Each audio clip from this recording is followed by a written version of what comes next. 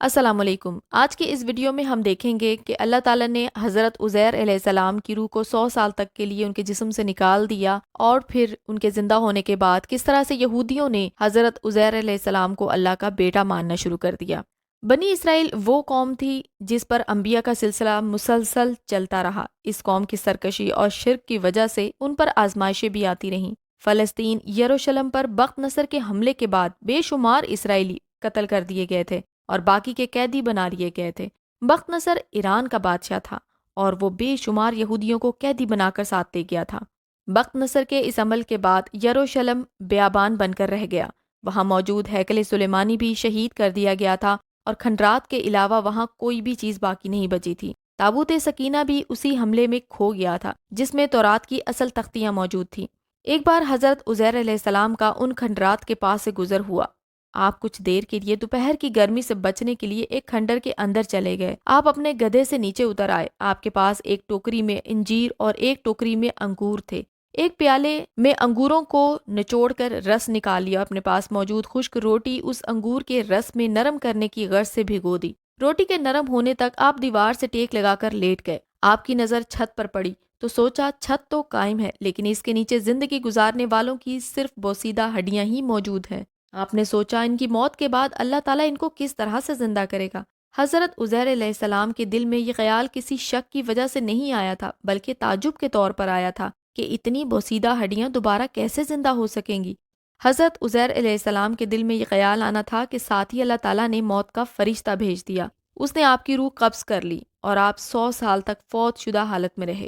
جب 100 سال گزر گئے تو اللہ تعالیٰ نے حضرت عزیر علیہ السلام کی طرف فرشتہ بھیجا۔ اس نے آپ کا دل پیدا کیا تاکہ آپ سمجھ سکیں، اور آنکھیں پیدا کی تاکہ سب کچھ دیکھ سکیں کہ اللہ تعالیٰ کس طرح مردوں کو زندہ کرے گا۔ پھر آپ کے دیکھتے دیکھتے آپ کا جسم مبارک مکمل کیا گیا، ہڈیوں پر گوشت اور پھر بال بن گئے، پھر جسم میں روح ڈالی گئی اور آپ سب کچھ دیکھ رہے تھے، سمجھ رہے تھے۔ جب آپ اٹھ کر بیٹھ گئے تو فرشتے نے آپ سے کہا کہ آپ کتنا عرصہ یہاں رہے؟ حضرت عزیر علیہ السلام نے فرمایا، 1 دن ٹھہرا ہوں یا پھر اس سے بھی کم۔ بالکل اصحاب کہف کی طرح جب ان کو 300 سال کے لیے سلا دیا گیا تھا، اور جب وہ اللہ کے حکم سے جاگے تھے تو وہ یہی سمجھے تھے کہ وہ کچھ دیر ہی سوئے ہیں۔ اصحاب کہف کو سلایا گیا تھا، لیکن حضرت عزیر علیہ السلام کی روح قبض کی گئی تھی تاکہ ان کے دل میں آنے والے خیال کو کامل یقین میں بدل دیا جائے کہ اللہ مردوں کو کیسے زندہ کرتا ہے۔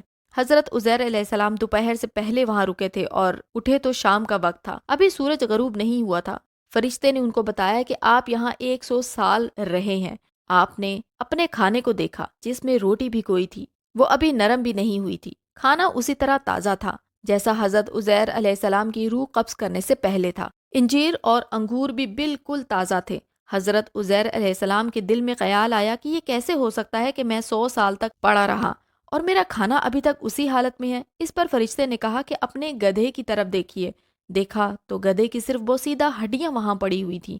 فرشتے نے ہڈیوں کو آواز دی تو وہ ہر طرف سے اٹھ کر آ گئی۔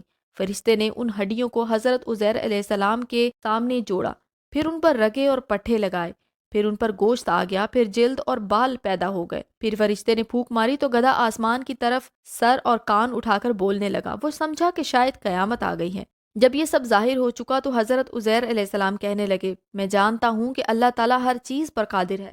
حضرت عزیر علیہ السلام اپنے گدھے پر سوار ہو کر اپنے محلے کی طرف گئے تو آپ کو سب اجنبی سا لگا۔ آپ کو کوئی بھی شناسا چہرہ نظر نہ آیا۔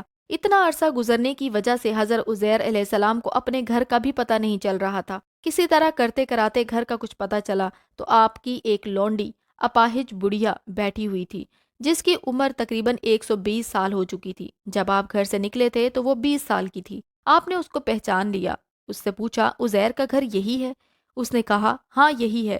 یہ کہہ کر وہ رو پڑی اور کہا، مدتوں سے کسی نے عزیر کا نام بھی نہیں لیا، لوگ انہیں بھول گئے۔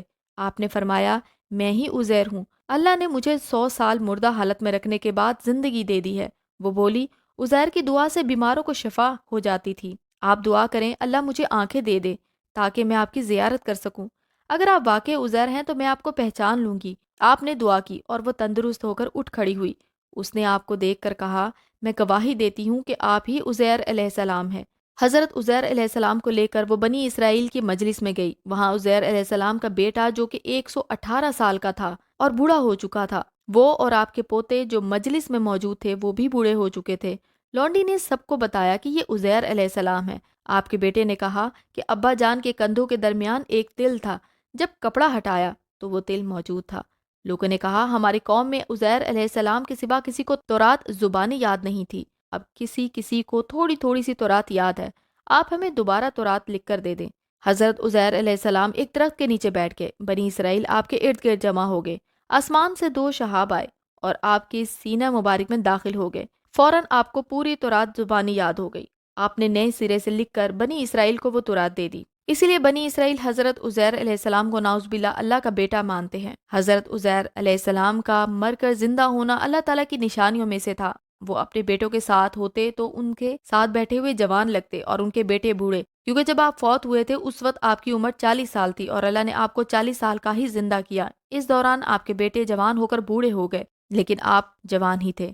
حضرت ابن عباس رضی اللہ تعالیٰ عنہ فرماتے ہیں کہ حضرت عزیر بخت نصر کے زمانے کے بعد زندہ ہوئے۔ مفسرین کے مطابق آپ کی قبر دمشق میں موجود ہے۔ یہودی کہتے ہیں کہ عزیر اللہ کے بیٹے ہیں اور عیسائی کہتے ہیں کہ حضرت عیسیٰ اللہ کے بیٹے ہیں۔ نعوذ باللہ، جتنے نبی بنی اسرائیل کی ہدایت کے لیے بھیجے گئے تھے اتنے کسی قوم کے لیے نہیں آئے، لیکن یہ اتنا بڑا شرک کرتے ہیں۔ اللہ تعالیٰ ان کو سمجھنے کی توفیق دے اور ان کو ہدایت عطا فرمائے۔ سورہ بقرہ کی آیت 259 میں حضرت عزیر علیہ السلام کا واقعہ موجود ہے۔ حضرت عزیر علیہ السلام کا واقعہ ان جیسوں کی آنکھیں کھولنے کے لیے کافی ہے جو اس شبہ میں رہتے ہیں کہ موت کے بعد زندہ کیا جانا، حساب کتاب کا ہونا سب بیکار کی باتیں ہیں، بس دنیا ہی کی زندگی سب کچھ ہے۔ جو ہڈیوں کو جوڑ کر انسان بنا سکتا ہے وہ راکھ کو جمع کر کے ہڈیاں اور پھر گوشت بھی چڑھائے گا، بے شک وہ ہر چیز پر قادر ہے۔ مزید اچھی اور معلوماتی ویڈیوز کے لیے چینل کو سبسکرائب کر کے بیل آئیکن کو ضرور پریس کر دیں اور اپنی قیمتی رائے کا اظہار کمنٹ سیکشن میں ضرور کیجیے گا۔ آج کے لیے بس اتنا ہی، ملتے ہیں اگلی ویڈیو میں۔ اللہ حافظ۔